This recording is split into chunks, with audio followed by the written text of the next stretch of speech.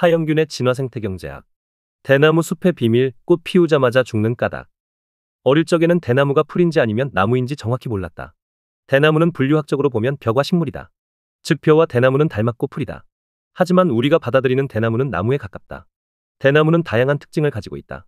이 중에서 가장 특이한 것은 세 가지 정도가 있다. 첫째로 대나무는 꽃이 필 때면 말라 죽는다고 한다. 꽃은 50년에서 120년 사이에 한 번 피는데 그러고는 말라 죽는다는 것이다. 둘째로 대나무 숲은 각각 대나무 한 그루씩이 아니라 한 뿌리를 가진 군집이라는 점이다. 즉 군집으로 살아가는 대표적인 식물이 대나무다. 셋째로는 마디성장을 한다는 점인데 마디성장으로 크기 시작하다가 한순간에 커지는 특징을 가지고 있다. 대나무 속이 비어있는 것도 바로 이런 마디성장의 결과다. 이 세 가지 특징을 진화론적으로 해석하면 모두 특별한 이유가 있다. 먼저 꽃이 피면 대나무가 죽는다는 것은 꽃을 피우는 이유가 종자를 퍼뜨리기 위해서라는 의미다. 즉 성장의 한계에 도달했을 때 꽃을 피운다. 대나무는 군집으로 살아가기 때문에 종자의 필요성은 그렇게 크지 않다. 꽃 피는 시기도 짧게는 50년, 길게는 120년이 지나야 하기 때문에 계속 종자를 퍼뜨릴 의도도 없다. 오랜 세월 동안 대나무가 진화를 하면서 가장 효과적인 개화의 시기를 측정한 결과다. 꽃 피는 것 자체가 많은 에너지를 소모해야 하는 것이라 군집을 형성하고 있는 대나무는 에너지 소모가 많은 꽃을 피우고 씨를 퍼뜨리는 데 이점이 없다. 군집으로 뿌리를 확장하기만 해도 충분한 것이다. 하지만 꽃을 피우는 시점이 됐다는 것은 더 이상 대나무 개체군의 확장이 어려워졌음을 의미한다. 환경상 가장 불리한 순간이 되었을 때 그 지역을 벗어나야 하기 때문에 꽃을 피워서 다른 곳에 씨앗을 뿌린다고 보는 게 진화론적 관점이다. 명확한 이유는 아직까지 밝혀지지 않았다. 하지만 군집 생활에 영향이 있을 것으로 판단된다. 둘째로 군집 성장을 하는 이유는 다른 식물이 자랄 수 없도록 하기 위한 것이다. 군집으로 대나무가 빽빽이 들어차 있기 때문에 다른 식물들은 햇빛을 받지 못해 자랄 수 없다. 어떤 식물이든 뿌리를 내릴 수 있어야 하는데 대나무 숲에서는 뿌리 내리기도 쉽지 않다. 땅속은 이미 가득 찬 대나무 뿌리가 다른 식물이 뿌리를 내리지 못하도록 막고 있다. 그러니 대나무 숲에는 대나무 이외에는 자랄 수 없다. 특이하게 곰팡이나 버섯도 대나무 숲에는 자라지 못한다. 대나무가 가진 항균 능력이 다양한 버섯종까지도 자라지 못하게 막는다. 셋째로 마디성장을 한다는 점에 관한 것이다. 일반적으로 나무로 정의되려면 부피 생장을 해야 하지만 대나무는 그렇지 않다. 즉 나무는 줄기가 나이테를 만들며 두꺼워지면서 자라지만 대나무는 나이테가 없고 옆으로 두꺼워지지 않고 위로만 자란다. 이 점은 대나무 군집의 특징 때문에 생겨난 것이다. 하나씩 자랄 경우 군집 효과를 볼 수가 없기 때문이다. 군집은 빠르게 형성되어야 군집 방어력이 생기는데 그렇지 못하면 다른 식물들이 자랄 수 있다. 다른 식물들이 뿌리를 내리지 못하게 막기 위해 군집으로 최대한 빨리 자라서 다른 식물들의 성장을 차단한다. 실제 한 뿌리이니 한 번에 자라는 것도 쉽다. 즉 자라기 시작하는 시점이 되면 죽순으로 있다가 바로 성장을 하면 된다. 자라더라도 하늘을 가득 덮게 자라기 위해서는 가능한 높이 자라는 것이 좋다. 그래야 스스로 하늘을 가리고 햇빛을 독차지할 수 있다. 부분적으로 햇빛을 못 받거나 영양분이 부족한 대나무 개체가 있을 때는 한 뿌리로 연결되어 서로 나누며 고르게 성장한다. 즉 군집으로 성장하는 가장 효과적인 방법으로 마디 성장을 하는 것이다. 대나무의 이런 특징에서 결국 군집 성장이 진화의 경쟁력임을 알 수 있다. 하지만 군집 성장에는 나름의 문제점도 있다. 바로 영양분의 확보 문제다. 식물이 자라는 데는 다양한 영양분이 필요한데 군집으로 생활하면 한 지점에 흙만 집중적으로 지배를 하기 때문에 그 흙 속의 필수 미네랄 성분이 확보되지 않으면 더 이상 성장을 유지할 수 없다. 영양분 확보가 힘들어질 때 꽃을 피워서 다른 지역으로 종자를 이동해야 하는 상황이 될 것이고 이것이 꽃을 피우는 이유가 될 것으로 추측된다. 아직 밝혀지지는 않았지만 대나무가 생존을 유지하기 위해서 필수적인 영양분이 있을 것인데 그것이 군집의 성장으로 고갈되고 더 이상 보충이 안 될 때 그 땅을 떠난다. 그때 대나무는 꽃을 피우는 결정을 한다.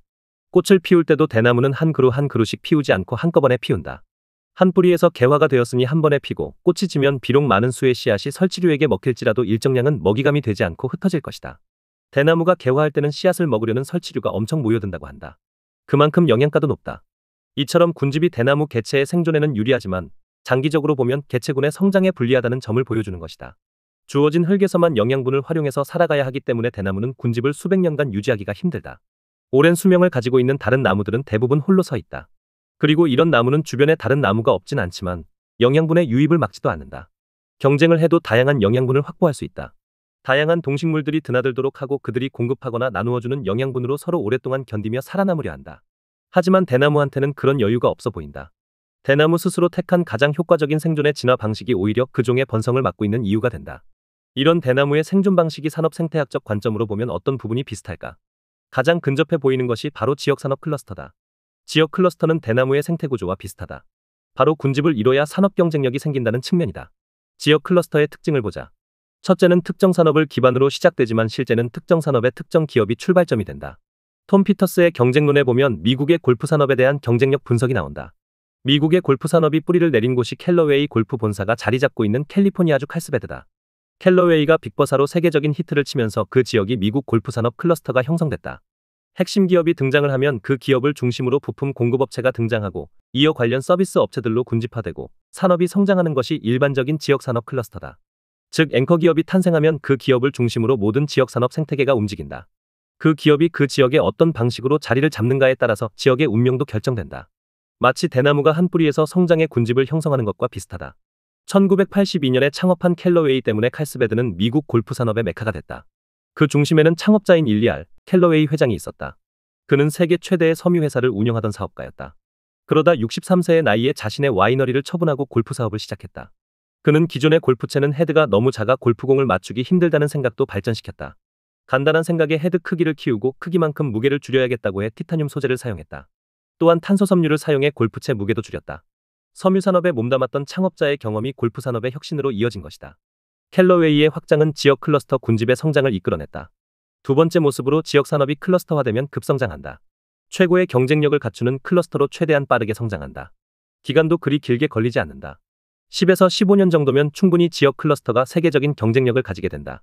마치 대나무가 마디 성장을 하듯이 클러스터가 급성장하는 성과를 보이는 것이다. 이런 경쟁력을 가지게 만드는 핵심은 바로 혁신가와 혁신 아이디어다.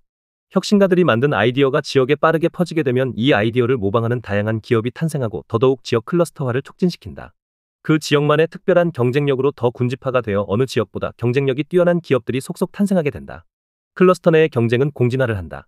어느 시점이 지나면 평균적으로 어느 지역보다도 특정 산업의 경쟁력이 높은 기업들이 많이 탄생하는 지역이 된다. 셋째로는 지역 클러스터 역시 수명이 있다. 핵심적인 이유는 내부적인 요인과 외부적인 요인 두 가지가 있다. 내부적인 요인은 내부 자원의 고갈이다. 자원의 핵심은 대부분 인력이다. 우수한 인력들이 지역 클러스터 산업으로 유입되지 못하고 다른 지역의 클러스터로 간다면 서서히 자금도 빠져나간다. 기반이 되는 부품 소재 업체들이 도산하면서 혁신을 하지 못한다. 외부적인 요인은 바로 경쟁 클러스터가 생긴다는 점이다. 즉 해당 지역의 클러스터만 등장하는 것이 아니라 세계적으로 다양한 영역에서 경쟁 클러스터가 생기는 것이다. 한국 대부분의 산업은 중국의 클러스터와 경쟁을 하고 있다. 중국의 클러스터는 지역이 넓고 크고 사람도 많기 때문에 원가 경쟁력과 혁신 경쟁력에서 앞서 갈 수 있는 것이다. 그러니 미래의 한국의 산업 클러스터는 중국에 비해 경쟁력 약화로 하나하나 사라질 수 있는 운명이 되는 셈이다. 한국은 미래 산업 경쟁에서 국가 전략기술 산업을 정하고 집중 투자를 하려 한다. 첨단 바이오, 우주기술, 2차 전지, 인공지능, 반도체 등등 전략 산업을 택했다. 이를 효과적으로 담아낼 수 있는 첨단 산업단지도 결정하고 지역의 산업단지와 산업기술을 연결시키려고도 하고 있다. 하지만 성공 여부는 지켜봐야 한다. 가장 큰 이유는 클러스터로 성장하기 위한 조건을 조성하면서 인력 투자를 하는가 하는 점이다. 가장 중요한 문제인 인재를 해결하지 않고 단순히 전략적 필요성만으로 결정하고 투자하면 결국은 지역산업 클러스터를 만들기도 전에 산업 경쟁력이 떨어진다. 초기에 정확한 진단과 전략 없이 클러스터를 돈만 주고 땅만 파면 된다고 하여 시작한다면 큰 오산일 수 있다. 클러스터화되기 위해서는 혁신기업 또는 혁신가의 아이디어가 필요하며 이를 확신시킬 수 있는 인재가 뒷받침되어야 한다. 그리고 관련 부품 소재 산업들이 조성될 때 비로소 지역 산업 클러스터가 형성될 수 있다. 한번 형성이 되면 수십 년 갈 수 있지만 초기 단계에서는 수없이 많은 어려움에 직면할 수밖에 없다. 적절한 관리가 되지 않으면 클러스터가 만들어지기 전에 흩어지고 다른 지역으로 옮겨갈 수도 있다. 대나무 군집의 특징을 살펴보면 너무나도 클러스터와 닮아 있다는 점을 알 수 있다. 최근 지역산업 클러스터를 만들어내는 것이 지자체장마다 최대 경제적 목표가 된 것은 분명하다. 하지만 어떤 산업을 택하고 개발해야 하는지는 지역 발전을 바라는 지역민의 선택일 수밖에 없다. 다른 지역이 선택한 산업을 보고 부러워 따라한다면 지역 간 클러스터 경쟁이 될 것이다. 이는 결국 어느 한 지역의 클러스터가 붕괴될 것이라는 점을 예고한다. 클러스터 정책을 베끼는 것이 아니라 지역에 맞게 만들어야 한다. 한국에서도 미래를 준비하는 산업별 지역 클러스터가 만들어지고 각 지역의 특징에 맞는 산업이 뿌리를 내렸으면 한다. 그래야 한국 경제의 미래가 밝아질 것이고 후대에도 물려줄 수 있는 기반이 될 것이다. 대나무 군집으로 지역 클러스터를 비교해보듯이 지역 클러스터를 통해서 한국 산업의 경쟁력을 볼 수 있었으면 한다. 더 칼럼니스트